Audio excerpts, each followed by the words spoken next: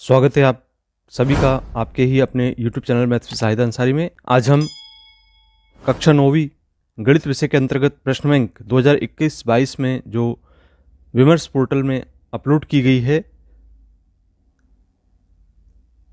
लोक शिक्षण संचालनालय मध्य प्रदेश भोपाल के द्वारा, इसमें हम अध्याय 1 को हल करेंगे।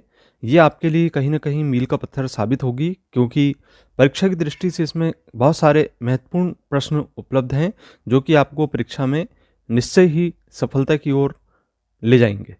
तो चलिए शुरू करते हैं अध्याय 1। तो जैसा कि हम देख रहे हैं यहाँ पे अध्याय 1 में संख्या पद्धति, जिसके अंतर्गत हमें यहाँ दिखाई दे रहा है जो आवंटित अंक हैं कुल इसमें 6 हैं। 1 अंक वाले 2 प्रश्न, 2 अंक वाले 2 प्रश्न परीक्षा में पूछे जाने हैं।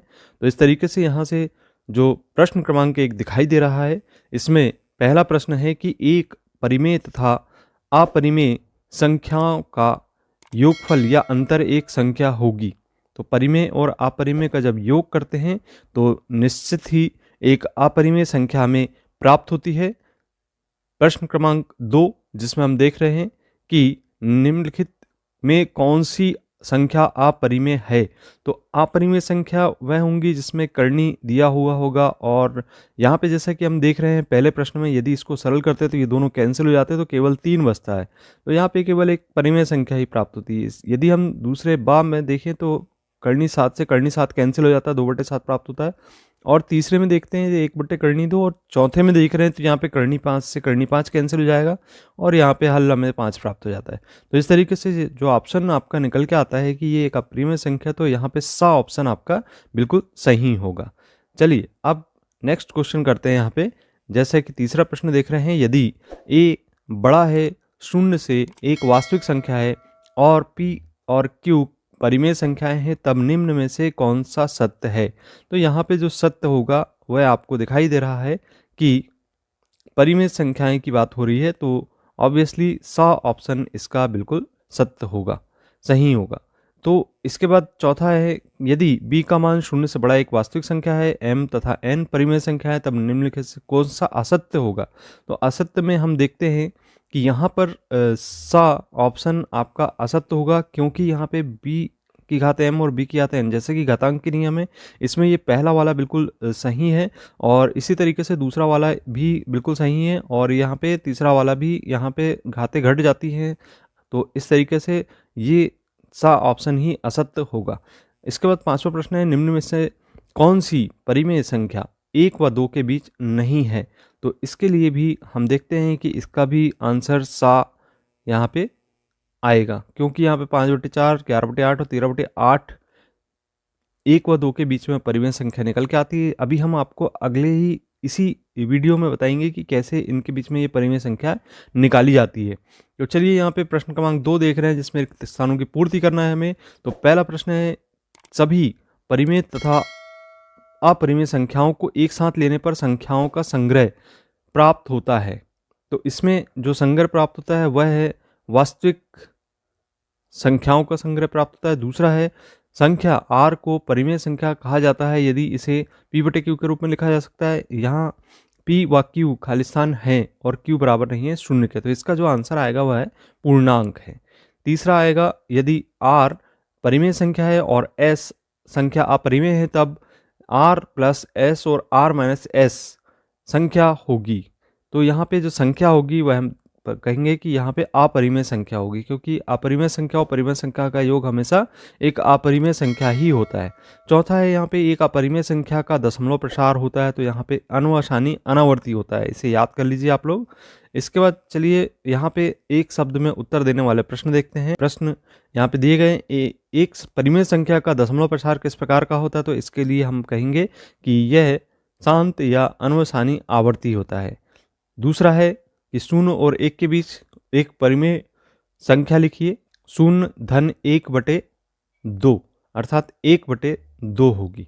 क्या, तीसरा प्रश्न है, क्या 3.1426781 एक परिमेय संख्या है। तो इसका जो आंसर है वह बिल्कुल हाँ, यह एक परिमेय संख्या होगी। चौथा है, 6-5 और 2-5 से गुणा करके मान लिखिए। तो यहाँ पे हम गुणा करते हैं, तो चलिए यहाँ गुणा करके देखते हैं। जब आप 6 5 और 2 करनी 5 का गुणा करते हैं तो क्या होता है, तो यहाँ 6 करनी 5 और गुणित हम 2 करनी 5 का आपस में गुणा करते हैं, तो 6 का गुणा 6 दूनी 12 होगा, और यहाँ पे करनी 5 का गुणा 5 के बराबर होता है, और 12 पंचे कितना हो जाता है 60। तो इस प्रकार से इसका जो मान निकल के आता है वह होगा 60 के बराबर। अब चलिए 5वां प्रश्न करते हैं। यहाँ पे इनका योग ज्ञात करना है। 2 करनी 2, 5 करनी 3, धन करनी 2 ऋण 3 करनी 3।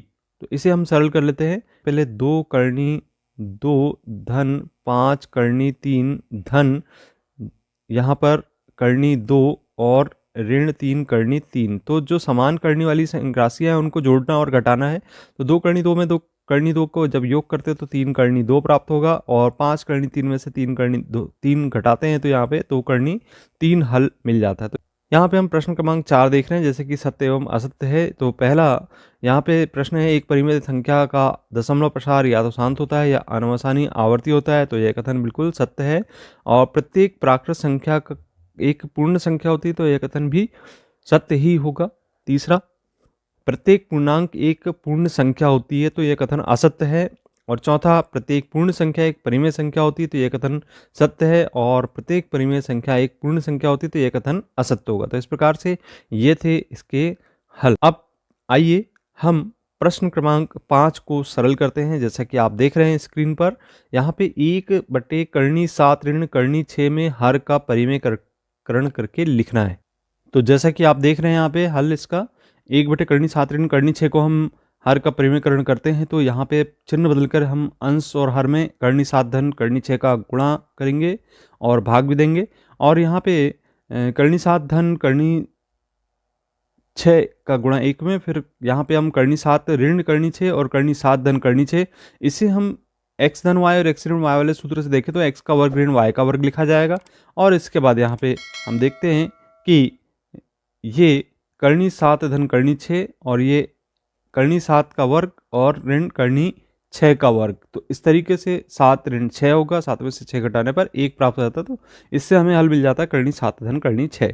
चलिए इसके बाद हम प्रश्न क्रमांक 6 देख रहे हैं। यहाँ पे 1/3 की घात 5 6 और पूरे की घात 4 है, तो इसे घातांक के नियम से सरल करेंगे। यहाँ पे 1 की घात 4 लिख दें और 3 की घात 5 की घात 4, और इसको सरल कर लेते हैं। यहाँ पे 5 का गुणा 4 में हो जाएगा, और इस तरीके से सरल करने पर यहाँ पे हम देखते हैं कि x की घात m गुणित n, इसका आधार पे हम इसे लिखेंगे 1/3 की घात 20। अब इसके बाद हम प्रश्न क्रमांक 7 देख रहे हैं, जिसमें कि आपको दिखाई दे रहा है यहाँ पे हम लिख सकते हैं इसे 5 धन करनी 7 का गुणा 3 धन 2 करनी 2 में करना है। तो इस तरीके से हम इसको हल करें। यहाँ पे पहले 5 का गुणा 3 धन करनी 2 करनी 2 में कर दें, और करनी 7 का गुणा 3 धन 2 करनी 2 में कर दें। तो इस तरीके से 5 के 15 धन 5 दूनी 10 करनी 2 और धन 3 करनी 7 धन 2 करनी 14, इसका हल हमें प्राप्त हो जाता है। अब इसके बाद इसमें 8वां प्रश्न, जैसे कि हम देख रहे हैं 5/करनी 3 ऋण करनी 5 को सरल कीजिए।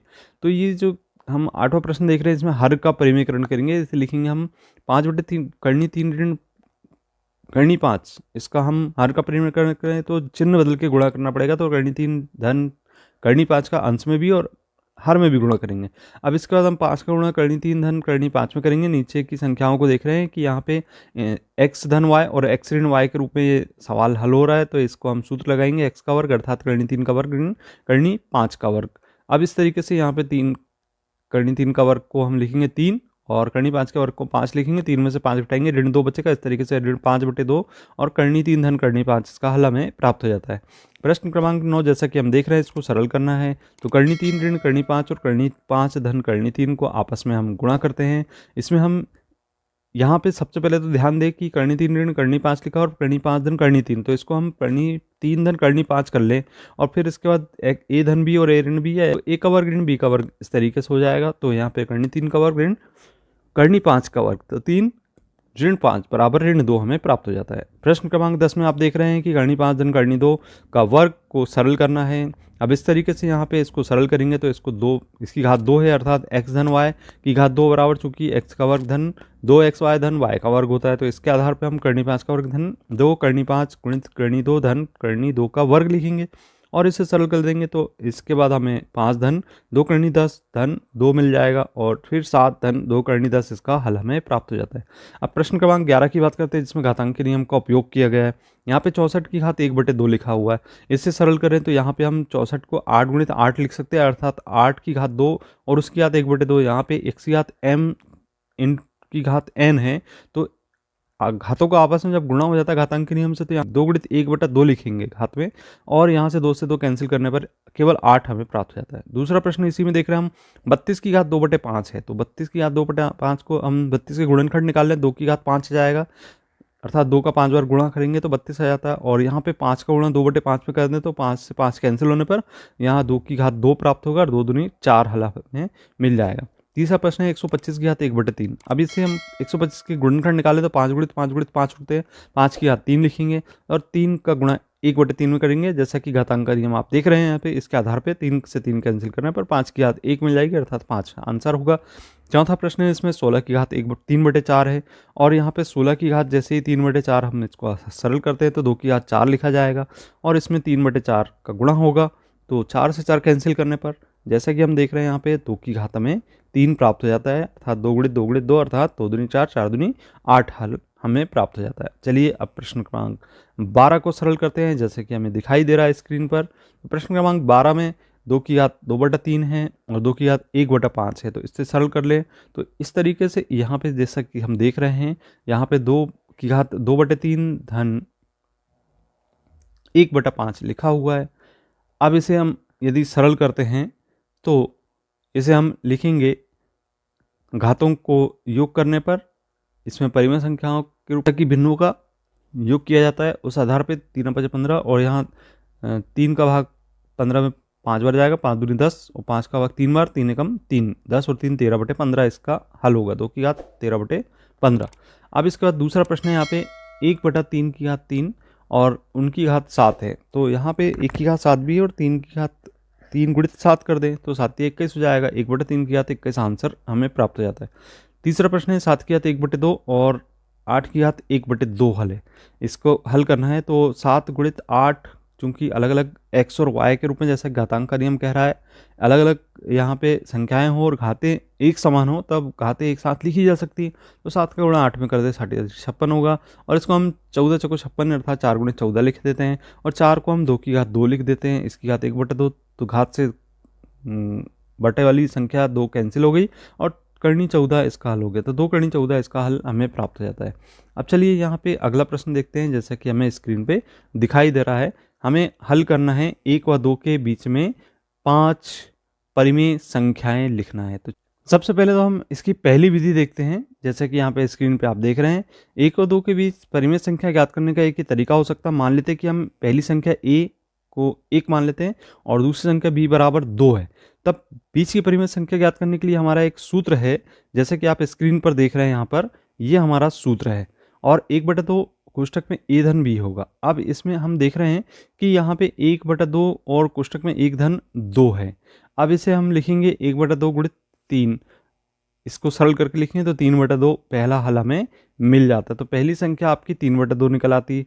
अब यहाँ पे हम संख्याओं को देखें तो पहली संख्या 1 है और दूसरी संख्या को अब यदि 3/2 लेते के चलते हैं तो यहाँ पे a और b का मान परिवर्तित हो जाते हैं, तो इस तरीके से यहाँ से हम 1/2 और 1 धन 3/2 लिखेंगे और इसे हम सरल करेंगे। सरल करने पर आप देखते हैं कि दूसरी परिमेय संख्या आपको ज्ञात हो जाती है, तो इसको हम सरल करने पर देखते हैं कि दूसरी परिमेय संख्या हमारी 5/4 के बराबर आ गई। अब यदि 3/2 को हम पहली संख्या मान लेते हैं और दूसरी संख्या मान लेते हैं 2 को, तो इस तरीके से हमारे को तीसरी परिमेय संख्या ज्ञात हो जाती है, वह सूत्र के आधार पे 1/2 a धन b के आधार पे। तो यहाँ पे आप देख रहे हैं इसे हम सरल कर लेंगे, सरल करने पर हम पाते हैं कि इसका मान जो है 7/4 के बराबर प्राप्त हो जाता है। अब यहाँ पे हमारी चौथी परिमेय संख्या के लिए जैसे कि हमने अभी 3 परिमेय संख्याएं ज्ञात कर लिए हैं जो कि 1 और 2 के बीच में हैं, 5/4, 3/2 और 7/4। अब इन दोनों के बीच में जैसा कि हम देख रहे हैं इन दोनों के बीच में ही परिमेय संख्या ज्ञात करेंगे और फिर इन दोनों के बीच में परिमेय संख्या को ज्ञात करेंगे। तो पहले हम 5/4 और 3/2 के बीच में परिमेय संख्या का हल निकालें, तो इसको हम क्रमशः a और b मान लेते हैं और यहाँ पे हम देख रहे हैं कि a और b मानने के बाद यहाँ पे हमने मान रख दिया 1/2 a धन b और ए धन बी करने पर यहाँ पे हमें हल प्राप्त हो जाता है 11/8 के बराबर। तो इसकी परिमेय संख्या चौथी वाली 11/8 होगी। पांचवी परिमेय संख्या के लिए हमने जैसा बताया कि 3/2 और 7/4 के बीच में मानना पड़ेगा, तो इसको भी हम सरल कर लेते हैं और सरल करने पर हम पाते हैं कि 13/8 इसका हल होगा। तो कुल मिला के जो हमारी 1 और 2 के बीच में परिमेय संख्याएं निकल के आएंगी वो कुछ इस प्रकार से होंगी: 3/2, 5/4, 7/4, 11/8 और 13/8। अब चलिए इसकी दूसरी विधि की, जैसा कि हमने कहा था कि आपको यहाँ पे हम दूसरी विधि बताएंगे, तो दूसरी विधि ये हो सकती है कि यहाँ पे आप देख रहे हैं 1 व 2 के बीच में जब परिमेय संख्या ज्ञात करते हैं तो हम देखते हैं कि यदि 5 संख्याएं ज्ञात करनी है तो 5 संख्याएं ज्ञात करने के लिए हमें पहली संख्या का योग करना पड़ेगा। तो 5 और 1 6 हो जाएगा। इसका मतलब ये हो कि 1 व 2 के बीच में हम परिमेय संख्या को इस रूप में लिख सकते हैं 1 व 2 को। तो 1 को हम लिख सकते हैं 6/6। यदि हम यहाँ पे कैंसिल कर लें तो इसका मान 1 ही प्राप्त होगा। और इसी तरीके से 2 को हम 12/6 लिखें, क्योंकि 6 दूनी 12 होता है, तो यहाँ पे 2 प्राप्त हो जाएगा। तो 1 व 2 को हम इस तरीके से लिख लें 6/6 और 12/6। अब 6/6 और 12/6 के बीच में कौन सी संख्या हो सकती है, आप खुद अंदाज लगा सकते हैं कि यहाँ पे जो पहली संख्या होगी वह होगी 7/6। 6 के बाद 7 आता है, फिर 8/6, फिर 9/6, फिर 10/6 और 11/6। तो इस तरीके से यहाँ पे 1 और 2 के बीच में 5 परिमेय संख्याएं हम आसानी से ज्ञात कर लेते हैं। तो ये थी दोनों विधियां। अब चलिए इसके बाद अगला प्रश्न देखते हैं। जैसे कि हमें 14 दिखाई दे रहा है, जिसमें हमें दिखाई है कि 0.333 बराबर 0.3 की बार को P/Q के रूप में व्यक्त किया जा सकता है, जहां P और Q पूर्णांक हैं और Q बराबर नहीं है 0 के। तो यहाँ पे इसको सरल करेंगे। इसको सरल करने के लिए चलिए हम यहाँ पे देखते हैं कि कैसे सरल करें। यहाँ पे आपको स्क्रीन पे दिखाई दे रहा है, जैसे कि x बराबर हमने 0.333 को x मान लिया है और फिर इसे हम लिख सकते हैं 10 का गुणा करने पर 10x और 10 गुणित 0.333। अब यहाँ पे हम देख रहे हैं कि 10x बराबर 10 का जैसे ही गुणा करते तो 3.333 आ गया और 3.33 को हम 3.333 लिख सकते हैं। और जैसा कि हमने देखा कि समीकरण 1 में यहाँ पे 0.333 को हमने एक x माना है और इसके स्थान पे हमने x रख दिए, तो 10x धन 3x 3 धन x हो गया। अब यहाँ पे 10x में से 3x को हम घटा दें और जैसे ही हम घटाते हैं तो यहाँ पे हमें 9x बराबर 3 प्राप्त हो जाता है, जैसा कि हम देख रहे हैं। तो 9x बराबर 3 पक्षांतर कर दें हम, तो 9 का पक्षांतर करने पर 3/9 अर्थात 3 से कैंसिल करेंगे तो 3 × 9 होता है, 1/3 मिल जाएगा, जो कि P/Q का एक रूप होगा। अब इसके बाद हम देख रहे हैं यहाँ पे अगला प्रश्न है अंतिम, 1/7 और 2/7 के बीच एक परिमेय संख्या लिखिए। तो यहाँ पे एक परिमेय संख्या लिखने के लिए हम यहाँ पे मान लेते हैं पुनः, जैसा कि हमने बताया था ऊपर आपको, कि a बराबर 1/7 और b बराबर 2/7 है। अब बीच की परिमेय संख्या को लिखेंगे हम 1/2 और कोष्टक में a धन b, और यहाँ पे हम लिखेंगे 1/2 1/7 धन 2/7 बराबर 1/2 और 1 धन, यहाँ पे सरल करने पर इसका लघुत्तम 7 आ जाएगा और इसे हम लिखेंगे 1 धन 2/7 और 2 और 1 3 हो जाएगा और 7 का 2 में गुणा करने पर 14 हो जाएगा। तो इस प्रकार से जो परिमेय संख्या होगी वह होगी 3/14। तो ये था हमारा अध्याय 1 जो कि प्रश्न बैंक में दिया गया था।